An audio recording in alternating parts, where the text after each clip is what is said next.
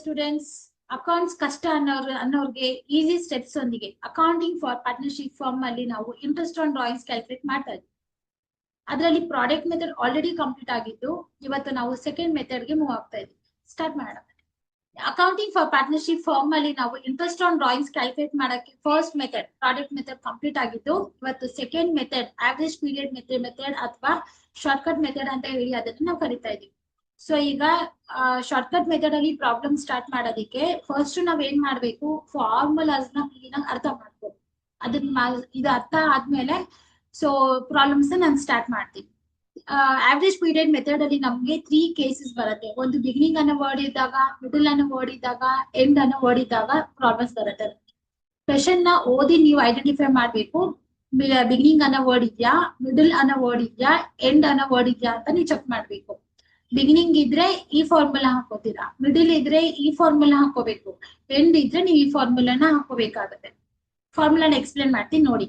Beginning ಅನ್ನೋ word ಇದ್ದಾಗ interest on drawings is equal to total drawings into rate into average profit average period into 1/12 ಬಂದು formula ಆಗಿರುತ್ತೆ. Observe ಮಾಡಿ, beginning ಅಲ್ಲಿ formula ಹೇಳಿದೀನಿ, middle ಅಲ್ಲಿ ನೋಡಿ, ಮಿಡಲ್ ಅಲ್ಲಿ ಸಹ ನಿಮ್ಗೆ ಸೇಮ್ ಫಾರ್ಮುಲಾ ಇದೆ. ಮಿಡಲ್ ಇದ್ದಾಗೂ interest on drawings is equal to total drawings into rate into average period into 1/12 ಇದೆ. ಸೇಮ್ ಎಂಡ್ ಇದ್ದಾಗೂ ಫಾರ್ಮುಲಾ ಅದೇ ಇದೆ, ಫಾರ್ಮುಲಾ ಚೇಂಜ್ ಆಗಿಲ್ಲ. Interest on drawings is equal to total drawings rate average period into 1/12. ಈ ಮೂರ್ beginning ಇರ್ಲಿ, middle ಇರ್ಲಿ, end ಇರ್ಲಿ, first interest on drawings calculate ಮಾಡಕ್ಕೆ ಫಾರ್ಮುಲಾ ಏನಾಗಿದೆ, ಸೇಮ್ ಆಗಿದೆ ಅನ್ನೋದನ್ನ ಫಸ್ಟ್ ಅರ್ಥ ಮಾಡ್ಕೋಬೇಕು. ನೆಕ್ಸ್ಟ್ ಎಲ್ಲಾ ಫಾರ್ಮುಲಾಸ್ ನಲ್ಲೂ ನಿಮ್ಗೆ ಇಲ್ಲಿ ಆವರೇಜ್ ಪೀರಿಯಡ್ ಅಂತ ಕೊಟ್ಟಿದ್ದೀನಿ ನಾನು. ಈ ಆವರೇಜ್ ಪೀರಿಯಡ್ ನ ನೀವು ಕ್ಯಾಲ್ಕುಲೇಟ್ ಮಾಡ್ಕೋಬೇಕಾಗತ್ತೆ. ಆವರೇಜ್ ಪೀರಿಯಡ್ ಕ್ಯಾಲ್ಕುಲೇಟ್ ಮಾಡೋದಕ್ಕೆ ಫಾರ್ಮುಲಾ ಬಂದು longest period plus shortest period divided by 2 ಬಂದು ಫಾರ್ಮುಲಾ ಆಗಿರುತ್ತೆ. ಇನ್ನೊಂದ್ಸಲ ಹೇಳ್ತಾ ಇದ್ದೀನಿ, ಆವರೇಜ್ ಪೀರಿಯಡ್ ಗೆ ಫಾರ್ಮುಲಾ ಬಂದು longest period plus shortest period divided by 2. ನೀವು ಅಬ್ಸರ್ವ್ ಮಾಡ್ತಾ ಇರ್ಬೋದು, ಮಿಡಲ್ ಅಲ್ಲೂ ಸಹ ಅದೇ ಇದೆ. Average period is equal to longest period plus shortest period divided by 2.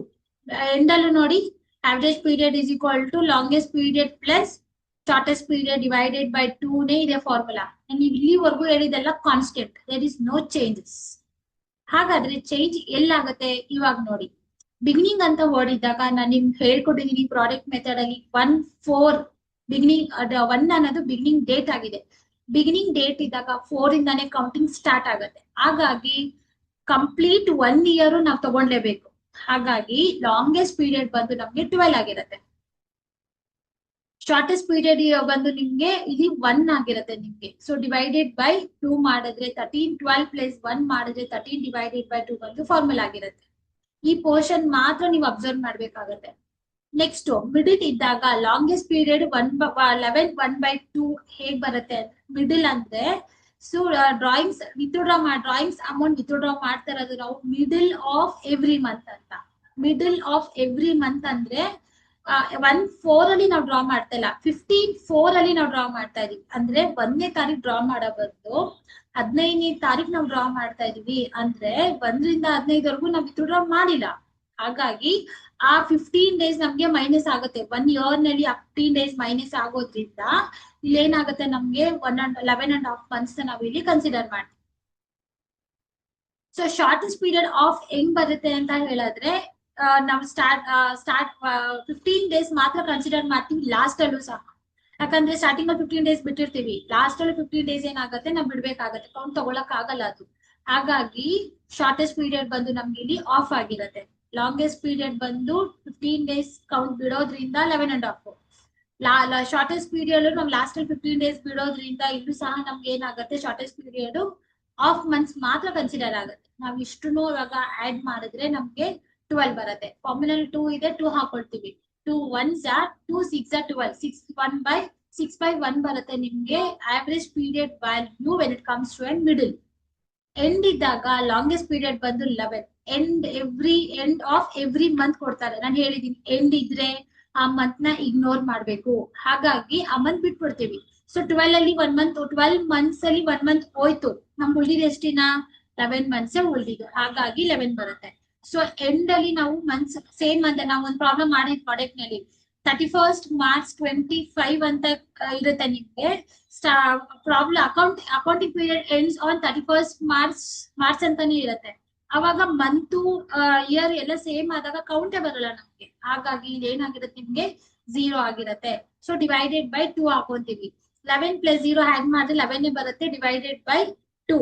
So ಇಷ್ಟು ನಿಮ್ಗೆ ಒಂದ್ ವರ್ಡ್ ಅಲ್ಲಿ ಹೇಳ್ಬೇಕು ಅಂದ್ರೆ ಆವರೇಜ್ ಪೀರಿಯಡ್ ಬಿಗಿನಿಂಗ್ ಇದ್ದಾಗ 13 divided by 2, average period middle ಇದ್ದಾಗ 6 divided by 1, average period end ಇದ್ದಾಗ 11 ಡಿವೈಡೆಡ್ ಬೈ 2.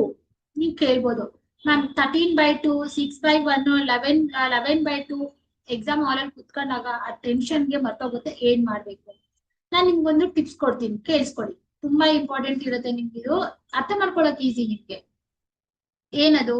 ಸೊ ನಿಮ್ಗೆ ಗೊತ್ತಿದೆ 1 ಇಯರ್ಗೆ ಎಷ್ಟು ತಿಂಗಳಿದೆ, ಎಷ್ಟು ಮಂತ್ಸ್ ಬರುತ್ತೆ? ನಮ್ಗೆ 12 ಮಂತ್ಸ್ ಬರುತ್ತೆ. ಬಿಗಿನಿಂಗ್ ಇದ್ದಾಗ ನಾವೇನ್ ಮಾಡ್ಬೇಕು?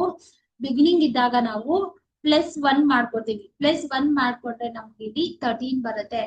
+1 ಮಾಡ್ಕೊಂಡ್ರೆ ನಮ್ಗೆ ಇಲ್ಲಿ 13 ಬರುತ್ತೆ.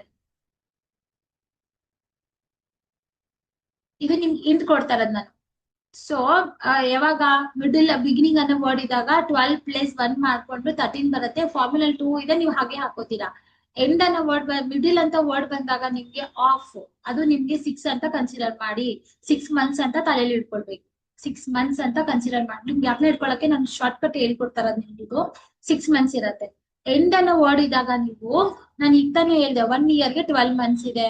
ಸೊ -1 ಮಾಡ್ಕೋಬೇಕು ನೀವು. -1 ಮಾಡ್ಕೊಂಡ್ರೆ ನಿಮ್ಗೆ ಇಲ್ಲಿ 11 ಬರುತ್ತೆ.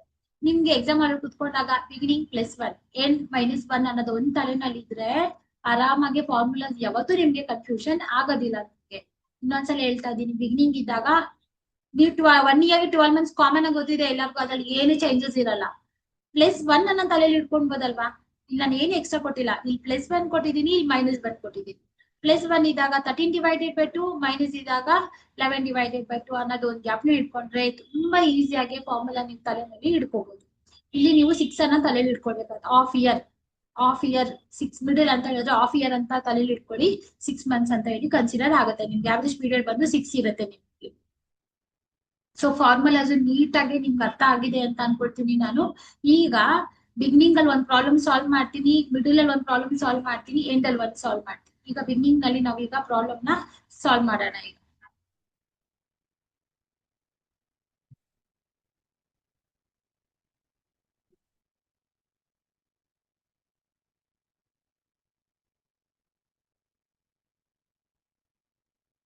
ನೋಡಿ, calculate interest on drawings of Kamala at 10%. Okay, per month ಏನ್ ಮಾಡ್ತಾ 1000 rupees ವಿತ್ಡ್ರಾ ಮಾಡ್ತಾ ಇದ್ದಾರೆ under short cut method. So beginning ಅನ್ನೋ ವರ್ಡ್ ಇದೆ, ಇಲ್ಲಿ ನಾನು ನಿಮ್ಗೆ ಹೈಲೈಟ್ ಮಾಡ್ಕೊಟ್ಟಿದ್ದೀನಿ. ಬಟ್ ಎಕ್ಸಾಮ್ ಅಲ್ಲಿ ನಿಮ್ಗೆ ಹೈಲೈಟ್ ಮಾಡಿ ಕೊಡೋದಿಲ್ಲ, ನಿಮ್ಗೆ ಅರ್ಥ ಆಗ್ಲಿ ಅಂತ ನಾನು ಇಲ್ಲಿ ಹೈಲೈಟ್ ಮಾಡಿದ್ದೀನಿ. ಸೊ ಬಿಗಿನಿಂಗ್ ಅನ್ನೋ ವರ್ಡ್ ಇದ್ದಾಗ ನಮ್ಗೆ ಫಾರ್ಮುಲಾ ಏನಾಗಿರುತ್ತೆ, ಫಾರ್ಮುಲಾ ಚೇಂಜ್. ಬಿಗಿನಿಂಗ್ ಅನ್ನೋ ವರ್ಡ್ ಇದ್ದಾಗ ನಿಮ್ಗೆ ಹೇಳ್ತೀನಿ 12 + 1 ಗ್ಯಾಪ್ನ ಇಟ್ಕೋಬೇಕು. 12 + 1 ಗ್ಯಾಪ್ನ ಇಟ್ಕೊಂಡು ನಿಮ್ಗೆ ಗೊತ್ತಾಗ್ಬಿಡತ್ತೆ. ಈಗ ಪ್ರಾಬ್ಲಮ್ ಸ್ಟಾರ್ಟ್ ಮಾಡೋಣ. ಈಗ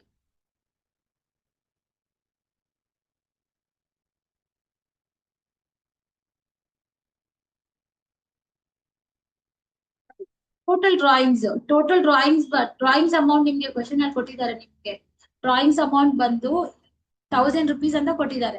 so 1000 into 12 months, per month 1000 ಅಂತ ಕೊಟ್ಟಿದ್ದಾರೆ ನಿಮ್ಗೆ. ಇಲ್ಲಿ ಇಂಟು 12 ಅಂತ ಹಾಕೋಬೇಕು. ಇಂಟು 12 ರೇಟ್ ಬಂದು ಕ್ವಶನ್ ಅಲ್ಲಿ ನೋಡಿ, ಇಲ್ಲಿ 10% ಅಂತ ಇದೆ. So 10 divided by 100.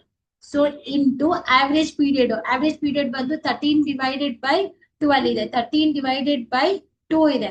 So into question ಅಲ್ಲಿ ಫಾರ್ಮುಲಾನಲ್ಲಿ ನಿಮ್ಗೆ 1 ಡಿವೈಡೆಡ್ ಬೈ 12 ಇದೆ. 1 ಡಿವೈಡೆಡ್ ಬೈ 12 ಇದನ್ನ ನಾವ್ ಏನ್ ಮಾಡ್ಬೇಕು, ಸಿಂಪ್ಲಿಫೈಸ್ ಮಾಡ್ಬೇಕು. ಸಿಂಪ್ಲಿಫೈ ಹೇಗ್ ಮಾಡೋದು, ಇವಾಗ ಇಲ್ಲಿ ನೋಡಿ, ಈಸ್ ಈಕ್ವಲ್ ಟು 1000 ಇಂಟು 12 ಮಾಡಿದ್ರೆ ನಿಮ್ಗೆ 12,000 ಬರುತ್ತೆ. ಇಂಟು 10% ಕ್ಯಾಲ್ಕುಲೇಟ್ ಮಾಡಿ.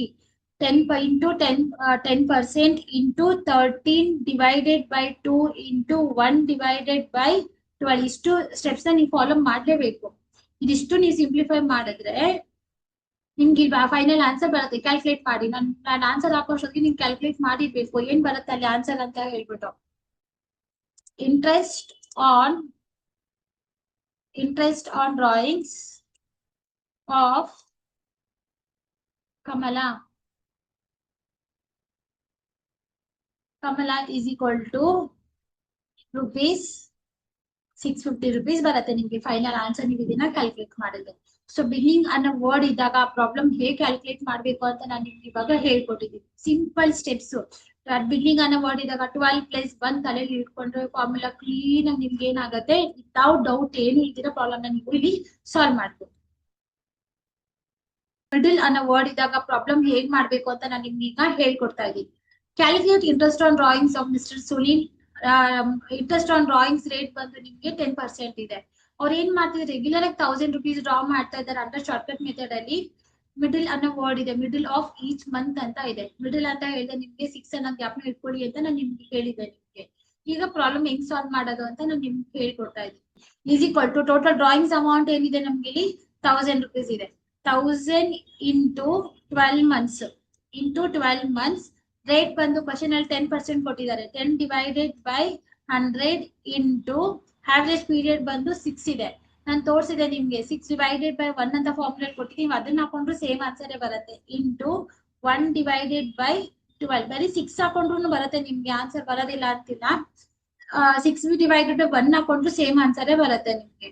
ಫಾರ್ಮುಲಾನಲ್ಲಿ ಹಂಗ್ ಕೊಟ್ಟಿದ್ದೀನಿ ಮ್ಯಾಮ್, ಇಲ್ಲಿ ಬರೀ 6 ಹಾಕಿದ್ದಾರೆ ಅಂತ ಅನ್ಕೊಂಡ್ಬೇಡಿ. 2 1s 2 6 ಸೊ 1 ಮಲ್ಟಿಪ್ಲೈ ಮಾಡಿ ಸೇಮ್ ವ್ಯಾಲ್ಯೂ ಬರುತ್ತೆ, ಅದಕ್ಕೆ ನಾನು ಇಲ್ಲಿ 1 ಹಾಕಿಲ್ಲ ಅಷ್ಟೇನೆ. ಇವಾಗ ಇದನ್ನ ಸಿಂಪ್ಲಿಫೈ ಮಾಡೋಣ. ಈಗ ಕ್ಯಾಲ್ಕುಲೇಟ್ ಮಾಡಿ ನೀವು ಆನ್ಸರ್ ಹೇಳಿ ನನಗೆ. ಕ್ಯಾಲ್ಕುಲೇಟ್ ಮಾಡಕ್ ಸ್ಟಾರ್ಟ್ ಮಾಡಿರ್ಬೇಕು ನಾನು ಹಾಕಿದ ತಕ್ಷಣ ಅಲ್ಲಿ. So 12,000 into 10% into 6 divided by 1 into 1 divided by 12. Final answer. Interest on drawings is equal to interest on drawings of Mr. Sunil. Mr. Sunil is equal to 600 rupees ಬರುತ್ತೆ answer ನಿಮ್ಗೆ. rupees 600 ನೋಡಿ. Middle ಇದ್ದಾಗ ಹೇಗೆ calculate ಮಾಡ್ಬೇಕು ಅಂತ ನಿಮ್ಗೆ ಹೇಳ್ಕೊಟ್ಟಿದ್ದೀನಿ ನಾನು. ನೀವು ಫೋಕಸ್ ಮಾಡ್ಬೇಕಾದ್ರೆ ಫಸ್ಟ್ ಯಾವ ಮಿಡಿಲ್ ಬಿಗಿನಿಂಗ್ ಇದೆಯಾ, ಮಿಡಿಲ್ ಇದೆಯಾ, ಎಂಡ್ ಇದೆಯಾ ನೋಡ್ಕೋಬೇಕು. ಅದಾಗಿದ್ಮೇಲೆ ಈ ಪೋರ್ಷನ್ ಇದೆ ನೋಡಿ, ಲಾಂಗೆಸ್ಟ್ ಪೀರಿಯಡ್ ಶಾರ್ಟೆಸ್ಟ್ ಪೀರಿಯಡ್, ಇದೊಂದು ನೀವು ಕ್ಲೀನಾಗಿ ತಲೆಯಲ್ಲಿ ಇಟ್ಕೊಂಡ್ಬಿಟ್ಟು ಅದಕ್ಕೂ ಶಾರ್ಟ್ ಕಟ್ ಕೊಟ್ಟಿದ್ದೀನಿ +1 -1 ಅಂತ ಹೇಳ್ಬಿಟ್ಟು. ಸೊ ಮಿಡಿಲ್ ಅರ್ಥ ಆಗಿದೆ ಅಂತ ಅನ್ಕೋತೀನಿ. ಎಂಡ್ ಇದ್ದಾಗ ಹೇಗ್ ಮಾಡ್ಬೇಕು ಅನ್ನೋದಕ್ಕೆ ನಾನೀಗ ಹೇಳ್ಕೊಡ್ತಾ ಇದ್ದೀನಿ. 10% ಕೊಟ್ಟಿದ್ದಾರೆ rate, 1000 rupees per month under short cut method. ನೋಡಿ ನಮ್ಗೆ ಎಂಡ್ ಅನ್ನೋ ವರ್ಡ್ ಇದೆ. ಎಂಡ್ ಅನ್ನೋ ವರ್ಡ್ ಇದ್ದಾಗ ನಾನು 12 -1 ಅಂತ ಹೇಳಿದೆ. So 11/2 will be our average period. Problem ಹೆಂಗ್ ಸಾಲ್ವ್ ಮಾಡೋದು ಅಂತ ಹೇಳಿ ನಾವೀಗ ಚೆಕ್ ಮಾಡ್ಕೊಳ್ಳೋಣ. ಈಸ್ ಈಕ್ವಲ್ ಟು ₹1000 ನಾವು ವಿತ್ಡ್ರಾ ಮಾಡ್ತಾ ಇದ್ದಾರೆ for every month. 1000 into 12. So rate ಬಂದು 10% ಇದೆ. Into 10 divided by 100 into average period ಬಂದು 11 divided by 2 ಇದೆ. Into 1 divided by 12. ಸಿಂಪ್ಲಿಫೈಸ್ ಮಾಡಿ. ಈಸ್ ಈಕ್ವಲ್ ಟು 1000 into 12 ಮಾಡಿದ್ರೆ 12,000 ಬರುತ್ತೆ. 12,000 into 10 divided by 100 into 11 divided by 2 into 1 divided by 12. Simplifies ಮಾಡಿ ಬೇಗ answer. ನಾನು ಆನ್ಸರ್ ಹಾಕೋಕ್ ಮುಂಚೆ ನಿಮ್ ಕೈನಲ್ಲಿ ಆನ್ಸರ್ ಇರಬೇಕು, ಕ್ಯಾಲ್ಕುಲೇಟ್ ಮಾಡ್ಬೇಕು ನನ್ನ ಜೊತೆ ಅದೇನಿ. Interest on drawings of mister Kumar. ಇದೇ ತರ ಬರೀಬೇಕು ಎಕ್ಸಾಮ್ ಅಲ್ಲಿ. ಫುಲ್ ಫಾರ್ಮ್ ಅಲ್ಲಿ ಹಿಂಗ್ ಬರ್ದ್ರೆ ಕಂಪ್ಲೀಟ್ ಮಾರ್ಕ್ಸ್ ಸಿಗೋದು ನಿಮ್ಗೆ. ಸೊ rupees 550 ಬರುತ್ತೆ ನಿಮ್ಗೆ ಇದನ್ನ ಸಿಂಪ್ಲಿಫೈಸ್ ಮಾಡಿದ್ರೆ. ಸೊ ಎಂಡ್ ಅನ್ನೋ ವರ್ಡ್ ಇದ್ದಾಗ ಪ್ರಾಬ್ಲಮ್ ಹೇಗ್ ಮಾಡ್ಬೇಕು ಅನ್ನೋದು ಹೇಳ್ಕೊಟ್ಟಿದ್ದೀನಿ. 3 ಕೇಸಸ್ ಕಂಪ್ಲೀಟ್ ಮಾಡಿದೀನಿ ನಿಮ್ಗೆ. Interest on drawings under shortcut method ನಲ್ಲಿ ಬಿಗಿನಿಂಗ್ ಅನ್ನೋ ವರ್ಡ್ ಇದ್ದಾಗ, ಮಿಡಿಲ್ ಅನ್ನೋ ವರ್ಡ್ ಇದ್ದಾಗ, ಎಂಡ್ ಅನ್ನೋ ವರ್ಡ್ ಇದ್ದಾಗ ಪ್ರಾಬ್ಲಮ್ ಹೇಗ್ ಸಾಲ್ವ್ ಮಾಡ್ಬೇಕು ಅನ್ನೋದು ನಿಮ್ಗೆ ಕಂಪ್ಲೀಟ್ ಆಗಿ ಹೇಳ್ಕೊಟ್ಟಿದ್ದೀನಿ. ಇದು 1 ಪಾರ್ಟ್ ಆಫ್ ಸ್ಟೋರಿ. ಇದು ಫುಲ್ ನಿಮ್ಗೆ ನಮ್ಗಿತ್ತು ಅಮೌಂಟ್. ಇದು ಫುಲ್ ನಮ್ಗಿದ್ದಾಗ ಶಾರ್ಟ್ಕಟ್ ಮೆಥಡ್ ಹೇಗೆ ಕ್ಯಾಲ್ಕುಲೇಟ್ ಮಾಡ್ಬೇಕು ಅನ್ನೋದು ನಾನು ನಿಮ್ಗೆ ಇಲ್ಲಿ ಹೇಳ್ಕೊಟ್ಟಿದ್ದೀನಿ. ನೆಕ್ಸ್ಟ್ ಇದ್ರೊಳಗಡೆನೆ ಶಾರ್ಟ್ಕಟ್ ಮೆಥಡ್ ಅಲ್ಲೇನೆ ಕ್ವಾರ್ಟರ್ಲಿ ಅನ್ನೋ ವರ್ಡ್ ಇದ್ದಾಗ ಪ್ರಾಬ್ಲಮ್ ಹೇಗ್ ಮಾಡ್ಬೇಕು ಅನ್ನೋದನ್ನ ನಾನು ನೆಕ್ಸ್ಟ್ ವಿಡಿಯೋನಲ್ಲಿ ನಿಮ್ಗೆ ಹೇಳ್ಕೊಡ್ತಾ ಇದ್ದೀನಿ. ಇವತ್ತಿನ ವಿಡಿಯೋನಲ್ಲಿ ಏನೇ ಡೌಟ್ಸ್ ಇದ್ರು ನೀವು ಏನ್ ಮಾಡ್ಬೇಕು, ಕಮೆಂಟ್ ಬಾಕ್ಸ್ ನಲ್ಲಿ ಕ್ಲಾರಿಫೈ ಮಾಡ್ಕೊಳ್ಳಿ. ನಿಮ್ ಪ್ರಾಕ್ಟೀಸ್ಗೋಸ್ಕರ ಒಂದಷ್ಟು ಕ್ವೆಶನ್ಸ್ ಅಲ್ಲಿ ಫೈಲ್ ಅಲ್ಲಿ ನಿಮ್ಗೆ ಡಿಸ್ಕ್ರಿಪ್ಷನ್ ಅಲ್ಲಿ ಅಟ್ಯಾಚ್ ಮಾಡಿರ್ತೀನಿ, ಕ್ಯಾಲ್ಕುಲೇಟ್ ಮಾಡಿ. ಕನ್ಫ್ಯೂಷನ್ ಬಂದಾಗ ನೀವು ನಮ್ಗೆ ಅಲ್ಲಿ ಮೆಸೇಜ್ ಕಮೆಂಟ್ ಬಾಕ್ಸ್ ಅಲ್ಲಿ ಮೆಸೇಜ್ ಹಾಕಿದ್ರೆ ನಾನು ನಿಮ್ ಡೌಟ್ಸ್ ನ ಕ್ಲಾರಿಫೈ ಮಾಡ್ತೀನಿ. ಇವತ್ತಿನ ಕ್ಲಾಸ್ ಎಲ್ಲ ಅರ್ಥ ಆಗಿದೆ ಅನ್ಕೊಂಡು ಥ್ಯಾಂಕ್ ಯು ಸೋ ಮಚ್.